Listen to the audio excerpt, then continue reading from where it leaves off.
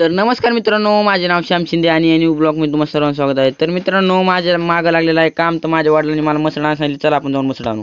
तर भावांनो, हे आपला कापूस. तर कॉमेंट मध्ये मला नक्की सांगा भावांनो, आपल्याला कापूस कसा आहे आणि कसा नाही. तर मग काय भावांनो, मी जातच होतो वर की लगेच माझ्या वडिलांचा फोन आला की माझे म्हणजे वडील म्हणत होते की तू काय कर माहिती का, लवकर जाईन वरी मसळ घेऊन ये, कारण की तुला घरी जायचं आहे म्हणून लवकर कडीपत्ता घेऊन. तर मी म्हणलं आलो. तर भावांनो, आपल्याला हत्यारच्या तिकडे बांधलेलं आहे. तर आपल्याला भावांनो त्या हत्यारला सोडून खाली नेऊन बांधायचं आहे. तर चला भावांनो, आपण हत्यारकडे जाऊ. तर भावांनो, मी माझ्या म्हशीला सांगत असतो की फॅरन लवलीला थोडीशी करीत होतो. मच्छर फॅरन लवलीत लावित नाही ना राव.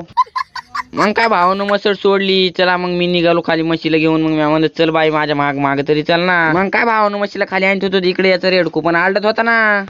मग भावानं बांधलं मी तिकडे म्हशीला. मग मी आलो इकडे कुक्कुट पालनामध्ये. तर मी म्हणलं चला आतमध्ये काय चाललंय काय नाही बघावं. तर भावानं मध्ये येऊन बघितलं माझा मित्र त्या जाळीला हाणीत होता, म्हणजे त्या जाळीला नीट करीत होता. मी इकडे बघितलं वडील काय करते. अरे बाबा, मी म्हणलं वडिलांना कोंबडी मरण ना. तर मग म्हणले वडील नाही रे, पिल्ले पळून गेलेत म्हणून मी त्यांना गवसतोय. अरे मी म्हणलं बर बर, इकडे बघतोय काय पिल्ल्याला घेऊन बसलो. भाऊन आपला ब्लॉग इथे संपाला. आपण भेटू पुढल्या ब्लॉग मध्ये. लाईक शेअर आणि सबस्क्राईब करायला नका विसरू भावांनो.